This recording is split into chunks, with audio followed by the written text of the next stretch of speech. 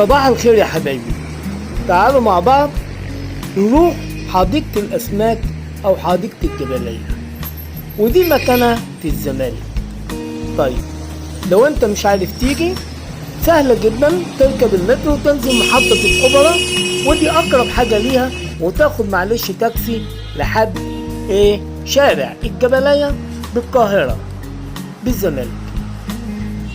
بصراحة الحديقة دي لما دخلتها كده حسيت ان انا دي حديقة ملوك، وفعلا دي حديقة ملوك، لان هو انشأها الخديوي اسماعيل سنة 1867. وبصراحة من منظرها الجميل ده بتعتبر من اجمل الحدائق اللي انشأت في عصر الخديوي في القاهرة. الغريب بقى ان الحديقة دي بتديرها إدارة حديقة الحيوان بالجيزة من سنة 1902.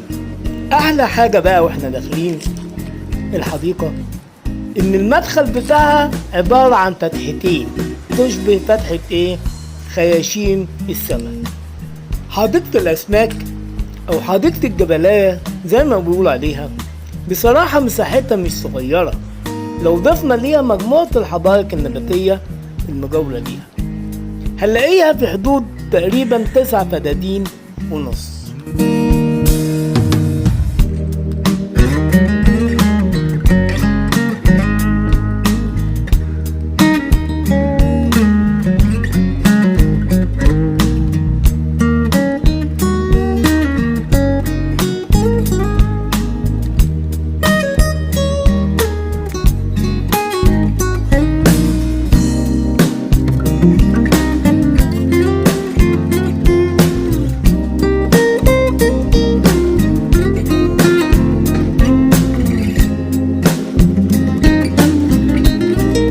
الحاجة الجميلة واللي لفت نظري انه عارفين الفتحتين اللي هي في مدخل الجنينة او في الحديقة، يوجد زعنتين اللي هم زعنة السمك، يعني جانبيتين خلفهما ممرات الحديقة الأربعة اللي توصلنا للحديقة كلها.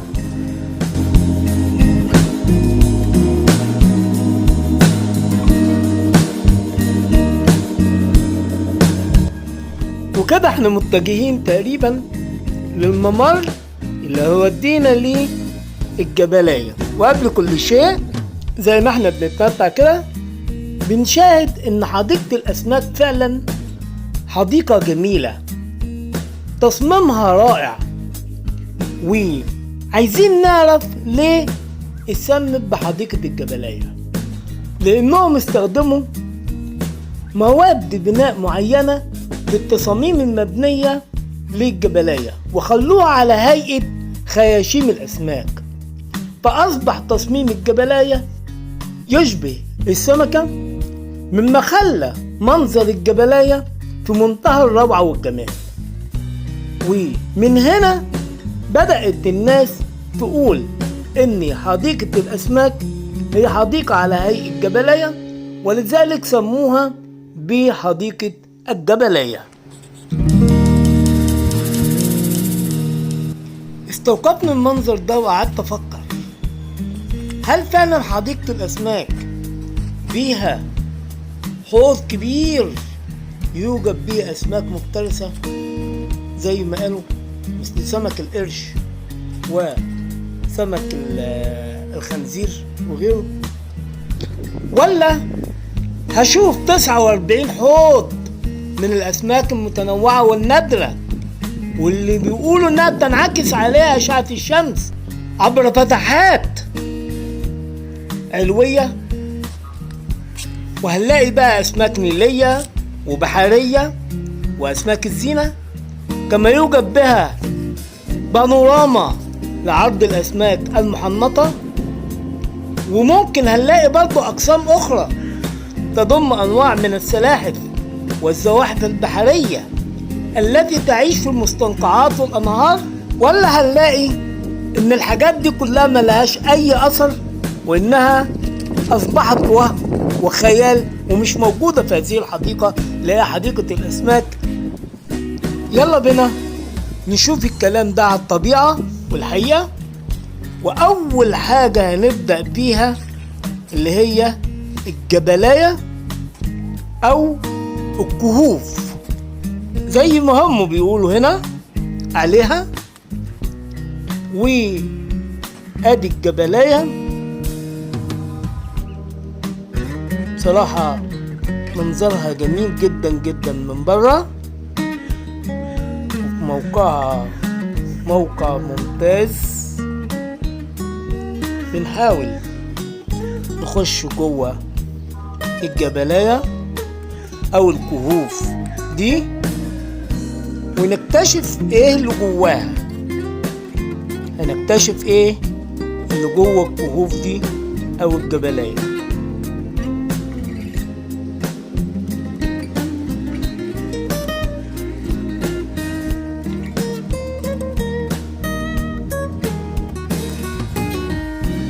طبعا ده منظر خارجي جميل. بنحاول نوريكم جمال حديقة الأسماك اللي فيها المكان بتاع حديقة الجبلاية اهو. هنبدأ نقرب. ايوه دخلنا. بصراحة من دخلنا فيه درجة اهو، ونلاقي زي كده تجاويف داخل، لكنك تجاويف داخل شعاب مرجانية.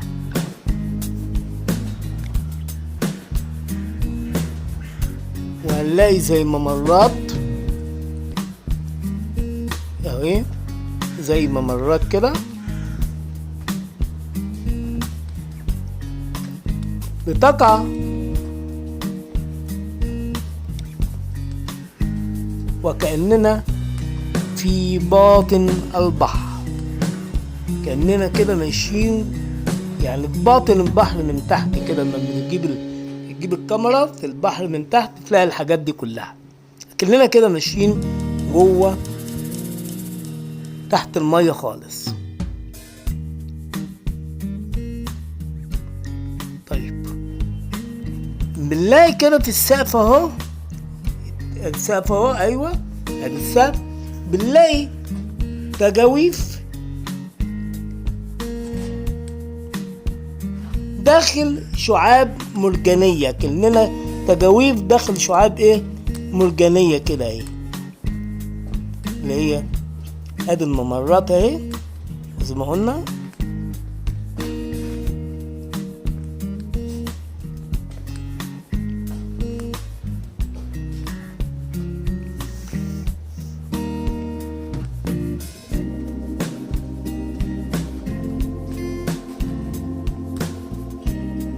ادي الممرات وكأننا فعلا داخل يعني شعاب مرجانية في بطن، في تحت، في اسفل قاع البحر كده واحنا ماشيين.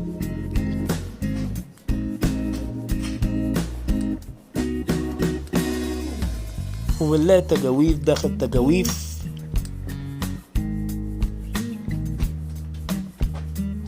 اخرى وكأننا التجاويف دي اللي عملتها الامواج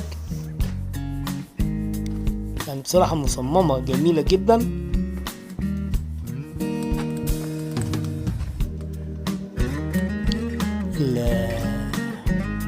المنظر في قمة الروعة، والتجاويف اللي في السقف في قمة الجمال، وكأنها بتعزف ألحانا لما يمر منها الهواء. وبصراحة هنلاقيها مكان للعشاق والمغرمين، ده طبعا بيخشوها مكان جميل يقضوا فيها أوقات يعني جميلة، ويفتكروا فيها أفلام عبد الحليم. طبعا بياخدوا نفس النهج، بيعيشوا قصص الحب هنا. طبعا دي من الحاجات السلبية اللي انا شايفها بصراحة، انها بعد ما كانت يعني حديقة تاريخية اصبحت حديقة للعاشقين اكتر من انها حديقة تاريخية.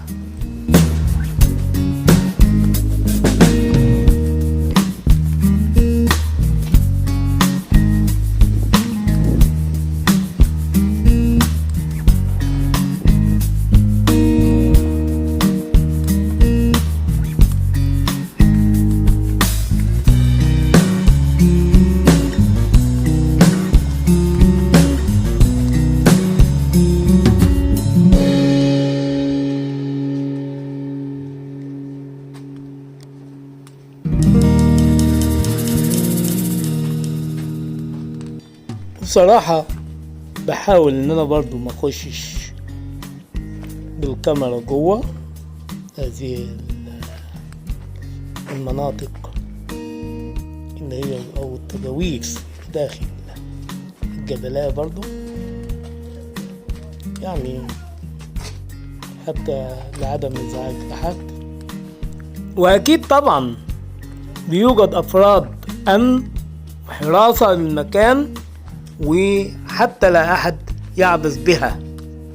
ومن المؤسف ان انا اقول لما احنا دخلنا شوية في الممرات بالجبلية اللي تاخد شكل شعاب مرجانية، نلاقي جدرانها بتضم احواض سمكية فارغة بلا اسماك حية، وبعضها اسماك محنطة حتى دون وجود اي بيانات تخص هذه الاسماك المحنطة، سواء اسمها ووزنها وصفتها.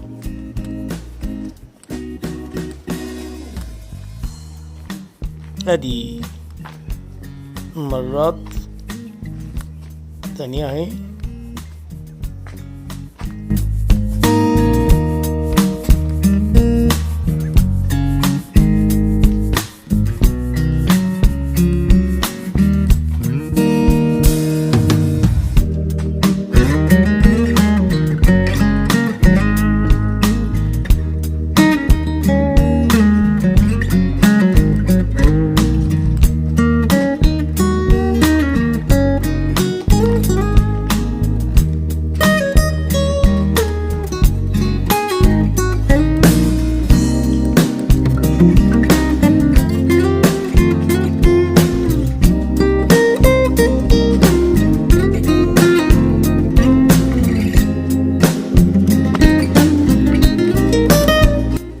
وبحاول اصعد الدرج المعمول من الطوب والطين ده، شكله بصراحة جميل جدا جدا ومنظره رائع،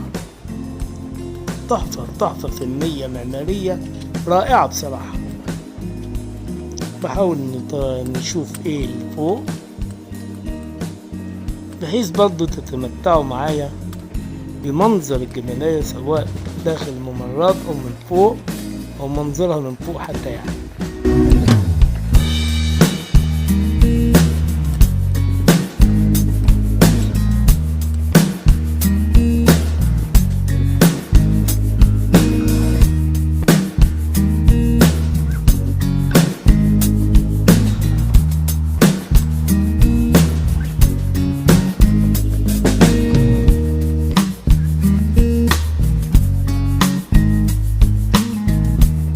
من الحاجات اللي ما يختلفش عليها اتنين ان حديقة الاسماك فعلا بتجذب المصريين من مختلف الاعمار، ولذلك بيستمتعوا زوارها من وقت دخولهم للحديقة بوقت ممتع بين الطبيعة الساحرة والهدوء الذي يفرضه معمارها الذي يضاهي كهوف الشعوب المرجانية في البحر.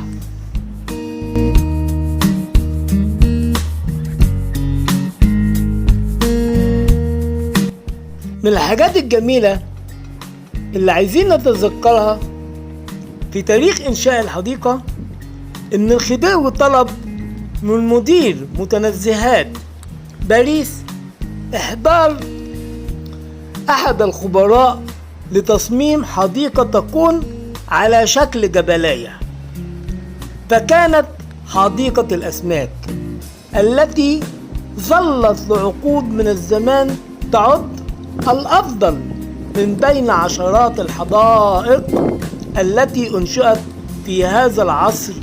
وإحنا ماشيين كده بنسمع الأصوات الجميلة بتاعت الغربان برضو أهي.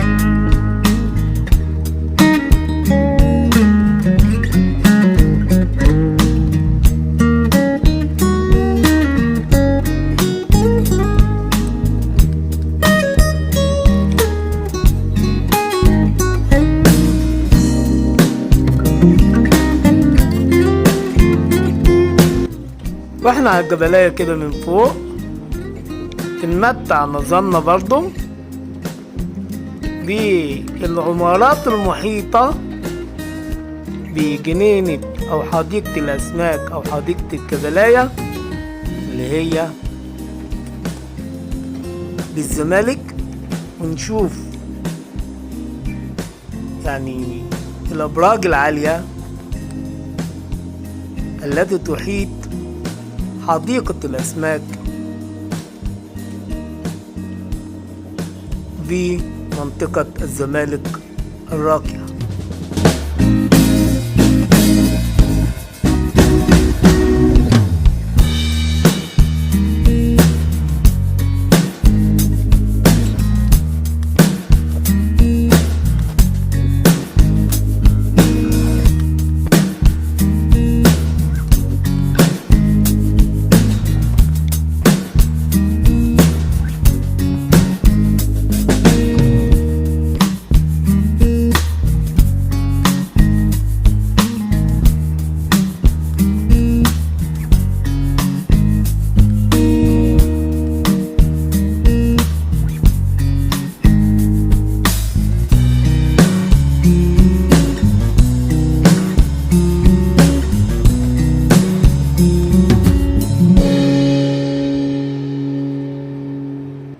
لازم نعرف كمان ان منطقة الجبلية اللي احنا فيها دي تضم مسطحات خضراء تحتوي على أشجار نادرة جلبت خصيصا أو جت خصيصا من مختلف دول العالم زي ما احنا شايفينها، مما يجعلها في شكل غابة نادرة.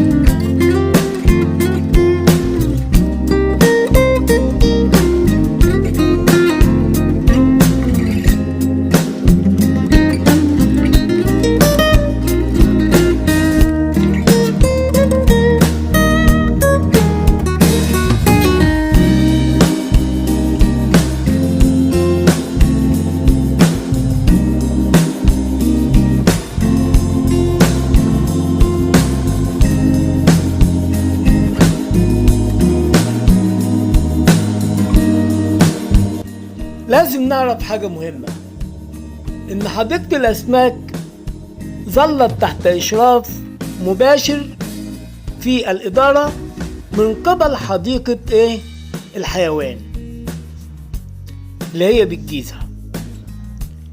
وحديقة الحيوان أولتها اهتماما خاصا، فزادت من عدد الأحواض فيها، لكن للأسف زي ما احنا شايفينها أو هنشوفها فارغة للأسف. وقامت بزراعة العديد من نباتات الزينة النادرة.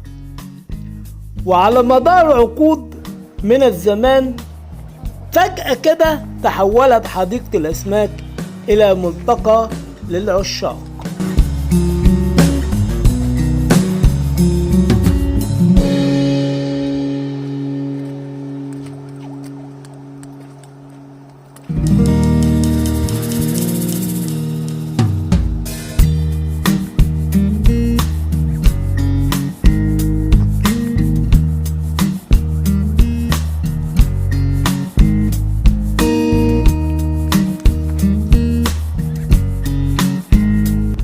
حديقة تصلح للمناظر وأخذ المناظر الجميلة الطبيعية منها. طبعا أماكن جميلة جدا نقدر نتمتع بيها في هذه الحديقة.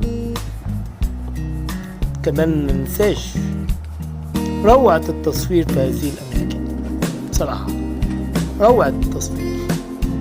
أحلى حاجة في الحديقة إنها مش بتتميز بس بالتصميم الرائع، وإنما بمراعاة استخدام مواد بناء طبيعية في التصميم، وخاصة الطين الأسواني المخلوط بمادة الأسرومين والرمل الأحمر، إضافة كده الطوب المصنوع من خليط طين أسوان والمواد الداعمة. ويغلب على المناظر أو معمار الحديقة التكوينات المعمارية القريبة في بنائها من خياشيم الأسماك زي ما احنا شايفينها، وهو ما يجعل الحديقة في النهاية تبدو على شكل السمكة. وادي أحد الكهوف اللي احنا داخلينها، وبصراحة شكل المغارة شكلها غريب. نجد هنا على جدرانها في أحواض سمك، وفي أحواض فاضية للأسف. بنسمع صوت غريب، صوت يعني ده مش عارفين إذا كان وطواط وطويط أو خفافيش. يعني أنا حاسس إنها خفافيش. أحسنكم تستمتعوا بصوتها وبجمال هذا المكان، مع إنه يعني ليه ريحة كده معينة يعني.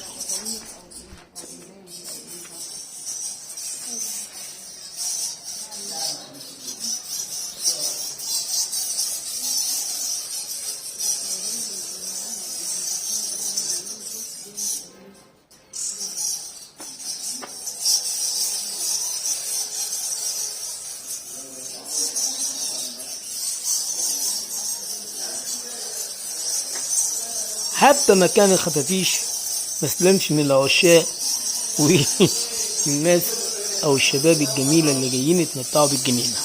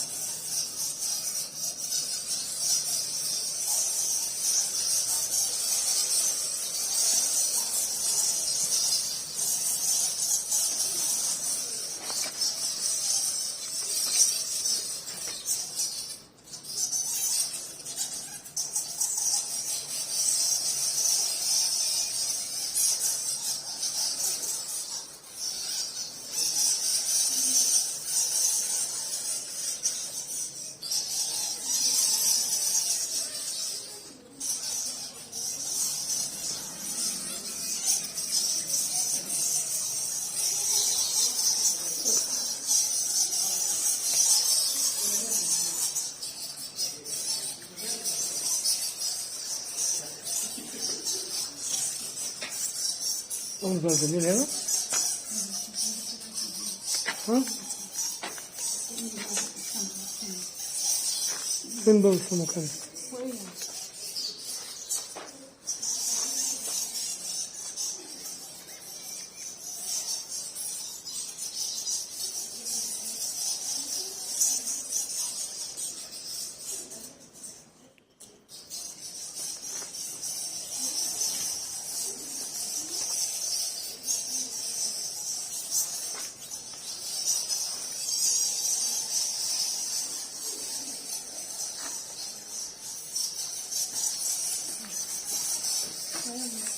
ها؟ منظر رائع هنا على فكرة. لا استفيد كتير صح؟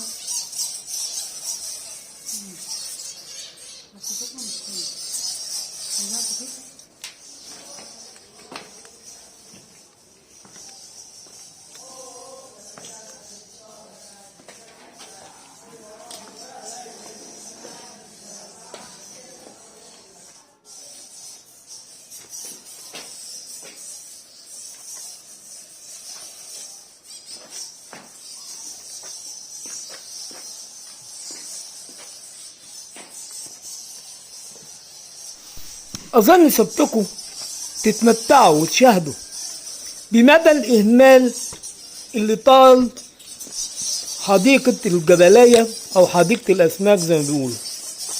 وفين؟ ده أرقى مكان في مصر، أو أحد أماكن الراقية جدا في مصر، وهو حي الزمالك. تخيلوا إن هذا المكان أو حديقة الأسماك بلا أسماك، وبها وقر للخفافيش. بصراحة حاجة تحزن. المكان ده كان مختلف شرائح المجتمع بيجوا فيه نزهة وبيعتبروه نزهة أنيقة لقربه من كورنيش النيل من ناحية، وبحي الزمالك الراقي من ناحية أخرى. وبصراحة لم يكن يعلم الخديوي إسماعيل سنة 1867، يعني قبل 150 عام، حين طلب من مدير متنزهات باريس تصميم حديقة على شكل جبلية لتكون معمارية عالمية. معمارية عالمية، مش معمارية للإهمال. للأسف هو لو يعرف كده ما كانش فكر لحظة نعمل حديقة أو يهديها. إن الإهمال طال هذه الحديقة وأصبحت وقرا للخفافيش للأسف، ومكانا لارتكاب أعمال منافية للأدب. أفراد الحراسة الجنينة بصراحة بيعملوا مجهود جامد وبيلفوا على الحديقة كلها، لكن مش معقولة هيحطوا كل واحد وراه حارس، أو كل يعني كام 2 3 على كل واحد حارس. إن الحديقة والكهوف بتاعتها كتير بصراحة، فلا بد إنها تكون الكهوف دي متنورة كويس. ليه؟ علشان ما تصلحش لأي أعمال غير آدمية أو غير منافية. أدي حتى المكان اللي احنا واقفين فيه هو ده المكان الوحيد فيه لونة رهيب والله. واللونة دي قرب المكان اللي احنا هنخرج منه تقريبا، يعني قريب جدا جدا من مكان الخروج. بعد ما خرجنا من الجبلية بصينا قدامنا كده لقينا تمثالين، جينا نتحقق منهم لقيناهم تمثالين مجهولين الهوية أمام الجبلية على طول، منقوش عليهما عبارات فرعونية، بس للأسف دون أي بيانات أيضا تخص هذين الشخصين، غير إنهما مشوهان تماما بعبارات الحب والغرام، وبهما بعض الكسور في الوجه.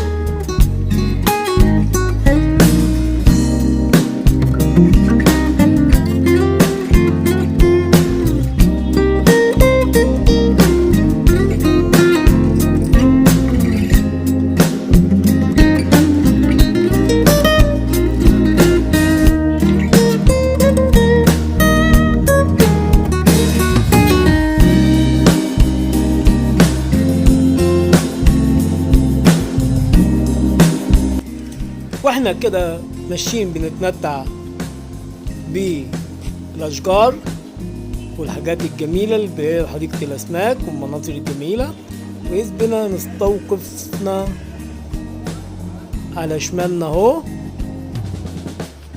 معمل البحثي والتطبيقي بحديقة الأسماك. من الاسم قلت بقى هشوف هنا كده مثلا، هنا في المكان ده هنشوف مثلا حوض من أحواض الأسماك، لقيته الحمد لله مقفول. ادي الحوض اهو كبير اهو مقفول مفيش حد يخشه. وكده داخلين على المعمل البحثي والتطبيقي بحديقة الأسماك، وادي برضه حوض الناحية التانية الشمال برضه مقفول الحمد لله مفيهوش حاجة أو مش شغال أو ما فيش حد بيشوفه أصلا. وادي المعمل البحثي والتطبيقي بحديقة الأسماك. تعالوا نشوف مع بعض ايه اللي هنجده في المعمل البحث والتطبيقي.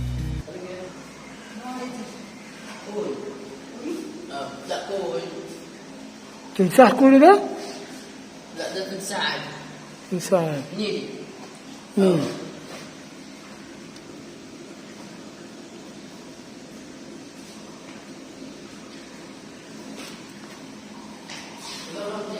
فانتيل. ده فانتيل. اساميهم ده كوي وده فانتيل. كل ده كوي.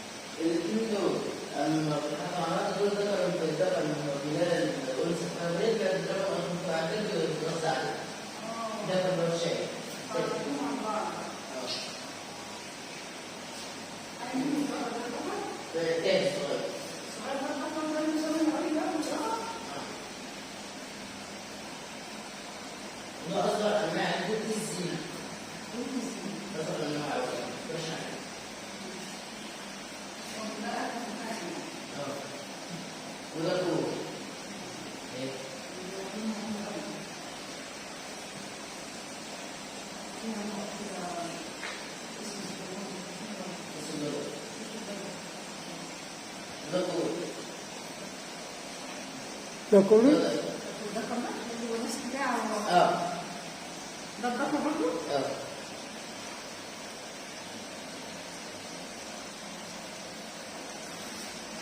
لسه عمالة تبص له منين؟ يعتبر ليك عشان كده تجرب.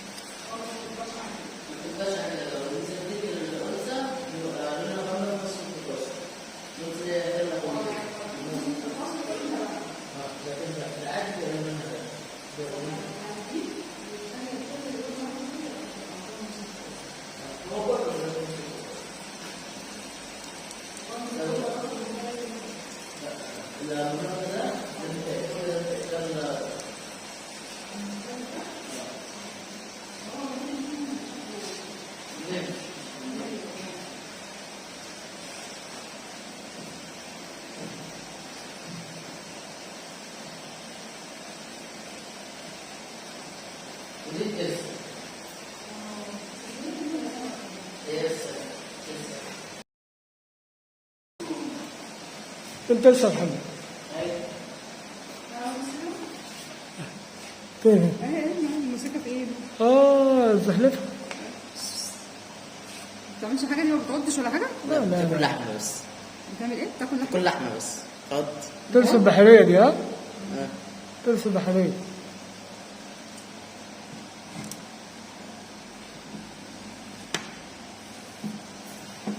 دي بلاك. صودا؟ السمك السوداء. سمك الصودا. بلاك. بلاك. بلاك؟ بلاك فيش.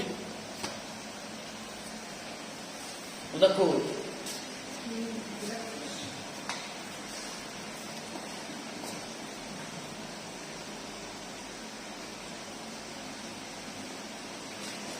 خلاص كده.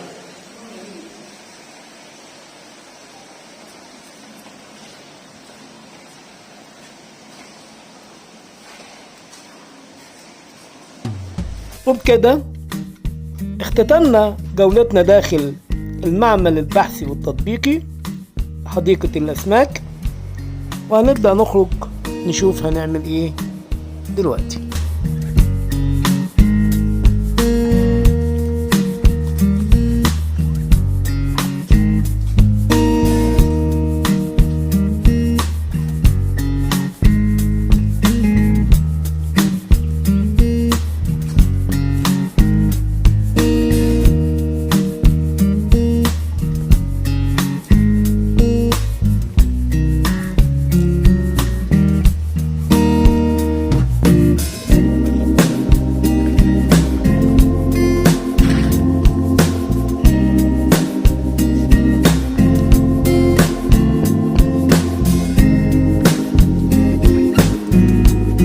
بعد ما خرجنا وبعدنا شوية عن المعمل، بقى قدامنا حلين: اما ان احنا نشوف اقرب بوابة ونخرج منها، ولا نكمل ونشوف ايه الحاجات الموجودة الاخرى بالحديقة ومشوفناش.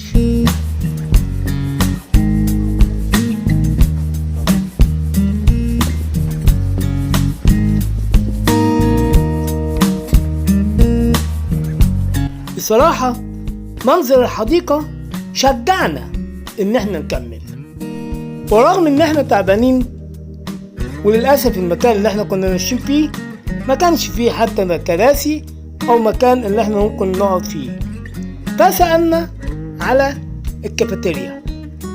فهنا قالوا لي كافيتيريا الجبلية ممكن تروح لها من خلال كوبري خشبي او من جنب البوابات على طول. وكمان قالوا لنا ان في مكان كده بيبقى خاص في مراجيح لاطفال خاصة، وطبعا ده مش هيفيدنا بشيء لان انا كنت انا والمدام ومفيش حد من العيال معانا، فاضطرينا طبعا يبقى الفكرة دي مستبعدة.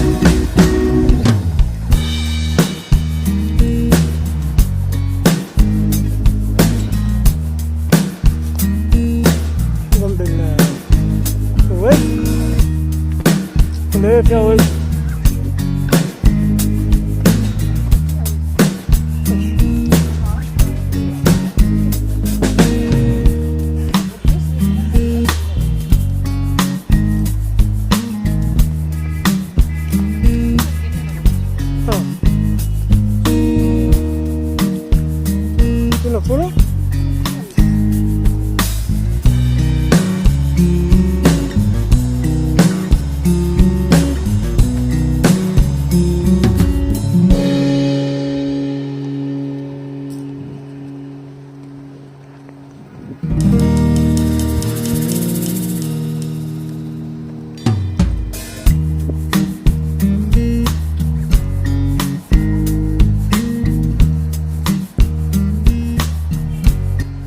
واحنا ماشيين كده لقينا بحيرة تتوسط حديقة الأسماك أو حديقة الجبلاية زي ما بيقولوا، وفوق البحيرة دي كوبري خشب. ادي البحيرة اهي وفيها نافورات، والناحية التانية بجد وز، كما نجد كراسي وشمسية مقفولة. يعني معنى كده المكان ده او مخصص انه يكون كافيتيريا او كازين زي ما احنا شايفين الناحية التانية اهو. فعلا موجود الكراسي والشمسية الناحية التانية مفروضين. حديقة الأسماك أو حديقة الجبلاية ليها مكانة خاصة عندنا وعند المصريين، وبالذات كمان عند الفنانين. يطلق عليها حديقة الجبلاية، ودي كتب عنها أنيس منصور، وتردد عليها فنانون كتير مثل شادية وأحمد رمزي وفاتن حمامة وأحمد مظهر وغيرهم. كانت مكانا جاذبا للمخرجين السينمائيين لتصوير العديد من المشاهد المختلفة بهذه الحديقة. رغم كده شايفينها زي ما احنا شايفين، المية بتاعتها مية رطبة ومش بتتغير ولا بتتنضف للأسف. كل ده بيجعل الزوار يحجبوا عن زيارة حديقة الأسماك بصراحة. بعد ما يشوفوها مرة مش عايزين يشوفوها تاني، بسبب اللي هم الإيمان اللي هو جوه حديقة الأسماك. وكمان المخرجين اللي هم كانوا بيجوا يزوروا والفنانين اللي بيزوروا الحديقة، هل دي أصبحت مكان ملاذ ليهم عشان يجوا ويبدعوا ويمثلوا فيها؟ أكيد لأ. ده كفاية الأصوات المرعبة والمخيفة لما بتقترب من جوه إيه ناحية الجبلية. ولو ما شفنا مصدر الصوت نلاقي إيه؟ بنلاقي كم هائل جدا ومخيف من الخفافيش اللي تسكن سقف الجبلية، وكأنك دخلت وقر لطيور الظلام التي تطير في مكان إضاءته مخيفة وضئيلة وإضاءة منخفضة جدا، وكأننا في فيلم رعب. واحنا كده ماشيين على الكوبري الخشبي اللي هو فوق البحيرة، وهو عبارة عن كوبري خشبي ونزلته وطلعته سهلة، يعني منحدر انحدار بسيط.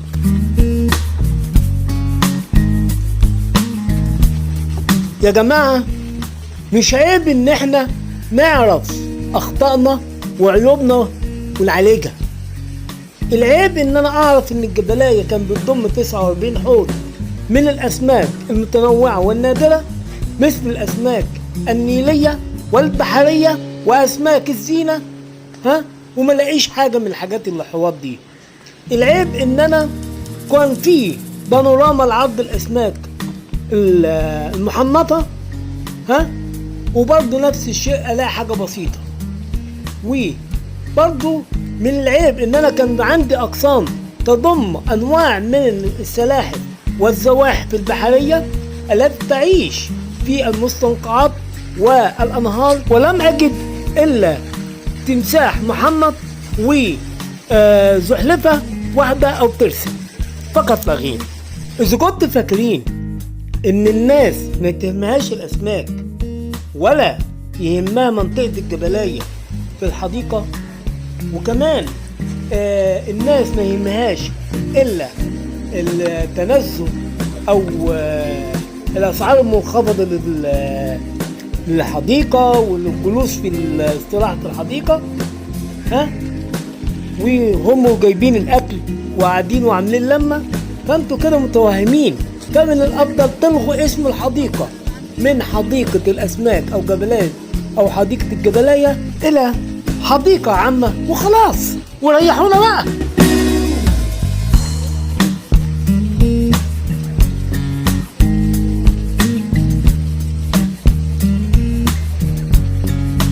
بصراحة لما رحت جنينة الأسماك أو حديقة الجبلية حسيت بإن إحنا ممكن كعائلات أو أي عيلة ممكن تتقابل في هذه الجنينة لهواها النقي ووجودها بمكان مميز.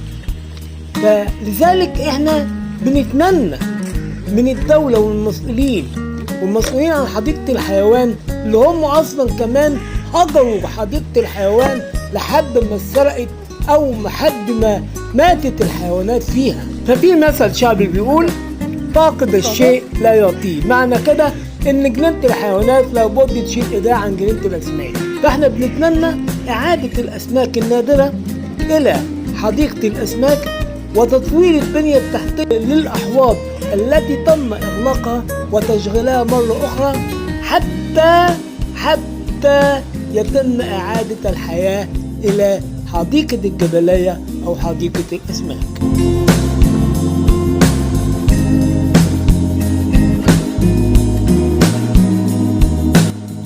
طبعا احنا شايفين منظر الحديقة فاضية، ما يليقش بحديقة في المكانة دي وفي المكان ده بالذات، يعني مكان قريب من الكورنيش ومكان راقي كحي الزمالك، ولا يسكنه أو ما يجيش ليه إلا العشاق فقط لا غير.